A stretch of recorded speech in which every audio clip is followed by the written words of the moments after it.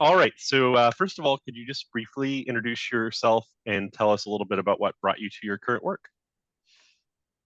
Yes, well, thank you. I'm Devin Stubblefield, and I am a financial empowerment training coaching consultant. And what brought me to this work was back when I started out after college working at the bank, and I eventually, rose up through the ranks and got very interested in all the different programs that were designed to help people to actually improve their financial situations. And of course, you know that with the rise of financial literacy, financial empowerment, financial capability, those kinds of things really inspired me to want to be involved at a more deeper level.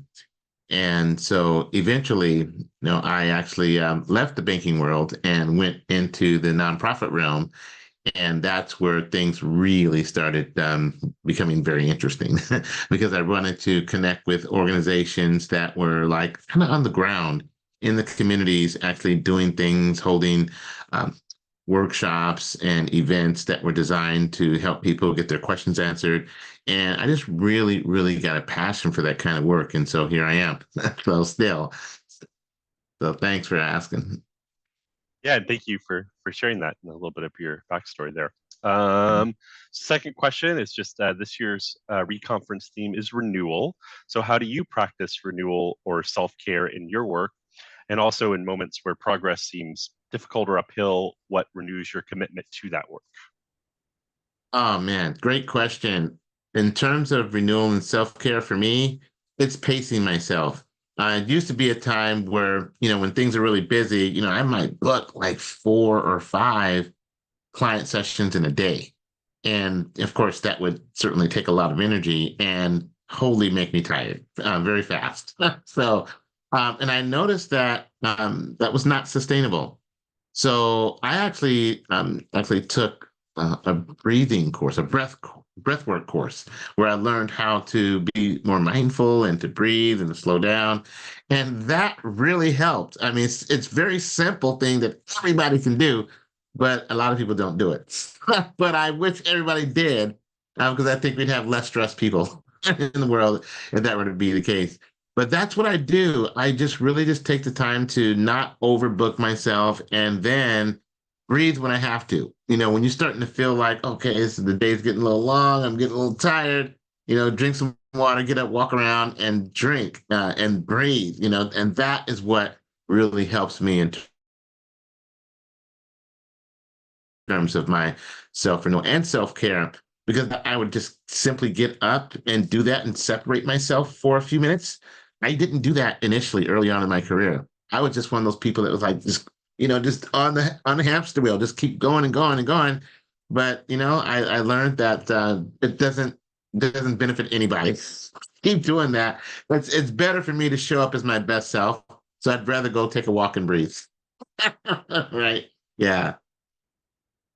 Yeah, no, I appreciate that. It's like sometimes in nonprofit work in particular, there's always too much to do. So it's like, Yeah. and there's never enough capacity, and so but Right. sometimes you have to ask yourself, am I able to show up to my work with my full capacity? And if I'm not, am I actually doing a disservice to my community? Absolutely. So, and then the second part of the question, right, is just like when things are really difficult or like there's a real struggle, there's an uphill battle to get to whatever it is you're trying to get to in your work. How do you renew your commitment in those difficult times?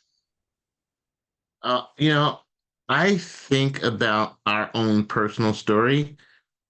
We had a scenario where when I was in college, my father passed away and left. I have 2 brothers, a younger sister, and my mom. And things were kind of like tough. And so we had to figure out really fast how we were going to adjust as a family. And I just remember just the conversations I had with mom during that time, and then what her major financial adjustment. And so whenever I think of myself going through something pretty difficult, especially when it comes to work, I remember that scenario. And then I think about, what was important back then. And really what it was getting to a place of peace And so I think that even in those moments when we're working with people and we're trying to navigate through certain challenges, it's really about finding the peace. And so once we are able to do that, then to me, that's kind of for me a natural way for me to recommit and to renew my thoughts, because it's really about making sure that we can stay in our lane, stay in the game, and keep this going. So that's what I think about when you based on what you asked me. So, Well, thank you thank for you. sharing that story. Yeah, Yeah. I'm yeah, sure that was a very difficult time. So, yeah. all right. Well, the next question is, what is a common misconception about the field that you work in, and how do you work to address it?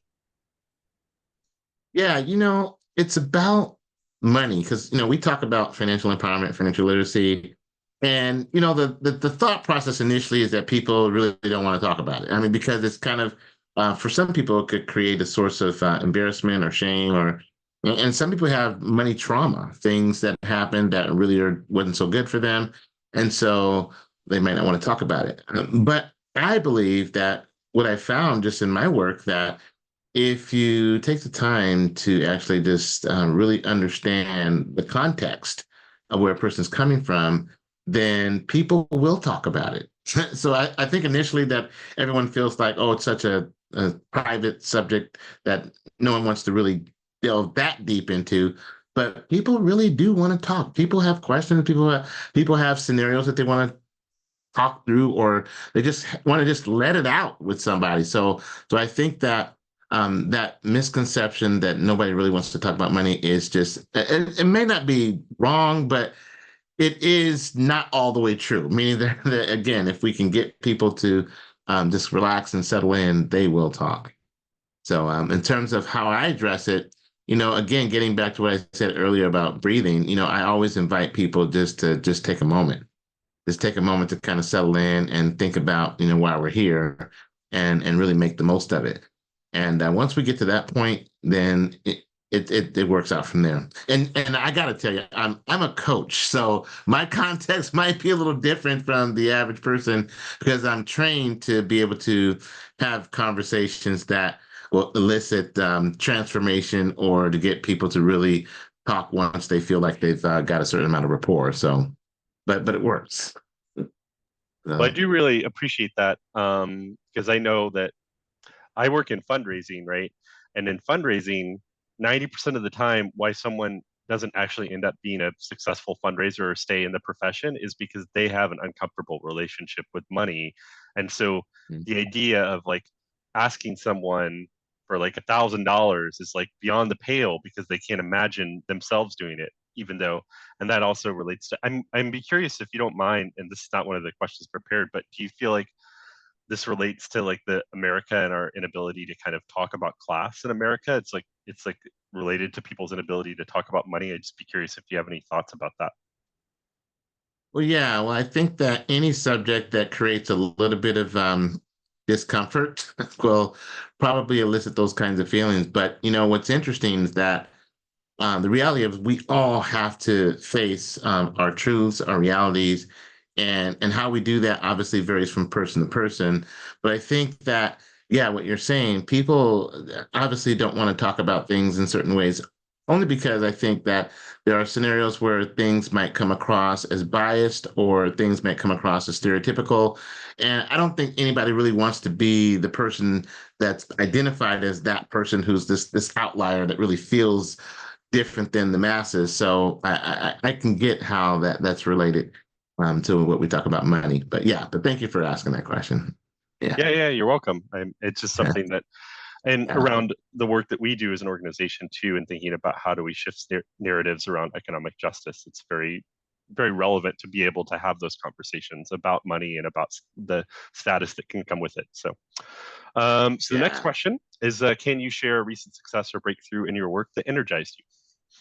Absolutely. I gotta say, it is this whole thing around the recent demand for financial coaching, and especially even with neighborhood partnerships where we've been working with the IDA collaborative, and that whole initiative around that. And I've been working with the team there, bringing financial coaching to this whole work.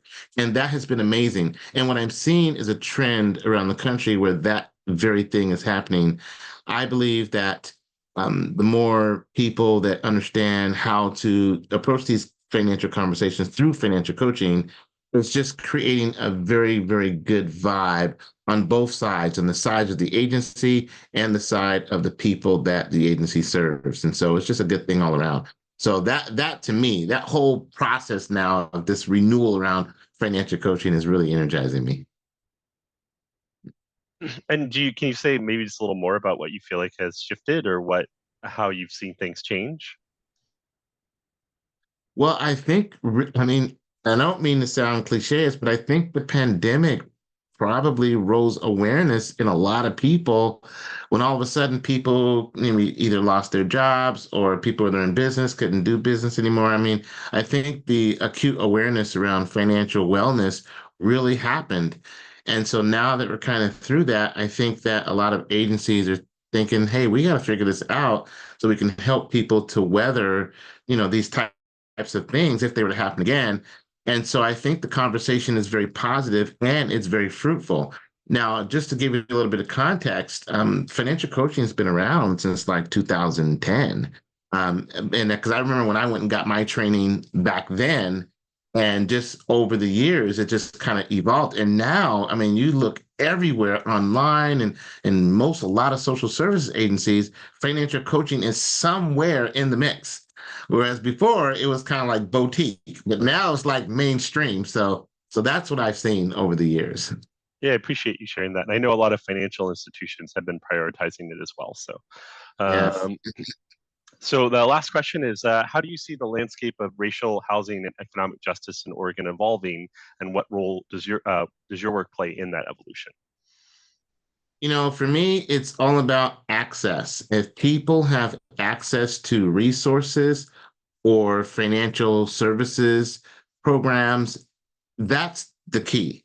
As long as we can keep the people that need the help in line with the people that can provide the help, and that people have access to programs that can help improve their situation over time, I think that is what is going to help the racial housing and economic justice. All of that is going to evolve because now it seems more collaborative. I mean, it's not like this is just something that's here today, gone tomorrow. I think it's kind of a permanent thing now where everyone's really concerned about helping each other to move forward.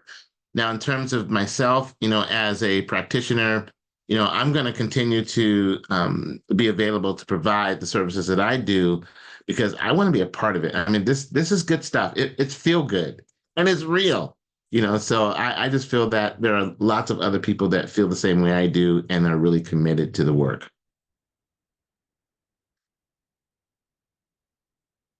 Thanks, I appreciate that. Yeah. I guess that's like one last follow up is just like trying to kind of tie things back together. I sometimes think about like how there can be services that are available and people can even have access to them, but think how they think about themselves and how they think about their relationship to success can I think sometimes be a barrier to people even feeling like those services are for them. Do you experience any of that in your work? I'm just curious. Well, yeah, because if a person can't see themselves like completing a particular program, I'll give you, for example, home ownership. There's lots of people who say, I want to buy a house. But then when they know that there's home buyer education workshops, there are all kind of financial institutions offering down payment assistance. But yet, if that person doesn't see themselves actually going through that process, or maybe their barriers seem so insurmountable that their motivation to do something about it is very low, then yeah, I mean, I see that being a challenge for some people. But I also think, on the other hand, it is the responsibility of the agencies and the banks and credit unions and financial service providers to message things in a way that makes it accessible even to the ears, right? Because I think that's where it starts. If a person sees that this could be for them, even though they might have some self-limiting beliefs about what's going on with their own situation. But I think that if we can get the messaging right and help people to just try it, then I think we can see some movement there. But I do recognize there's a segment of the population that does feel exactly like that, like they just don't feel like it's for them. Yeah, and I feel like that was when I've worked a lot in the homelessness sector, and I feel like that's a big issue in that sector is just people believing that they could ever stop living on the street, right? It's like Right. even though there are services that might be available, they're like, well, that's never going to work for me, and I'm gonna have to wait too long, and it's never going to happen, and that's a big obstacle. So I appreciate that, just like making sure we're saying, putting it out there to people in a way that is accessible to them as opposed to whatever we think is the most appealing message or whatever. So appreciate that. Thank you. Exactly. Yes, you're welcome. Anything else you want to add or any other things that you would have liked to talk about that we didn't address? Well, I think we've covered it all, and I'm just grateful to have the opportunity to be here. I'm looking forward to the re-conference and just really being amongst all the Oregonians who are going to be there, just really just getting it done. So thank you so much for having me today. Yeah, and thank you for taking the time. I really appreciate it. Oh, sure. You're welcome.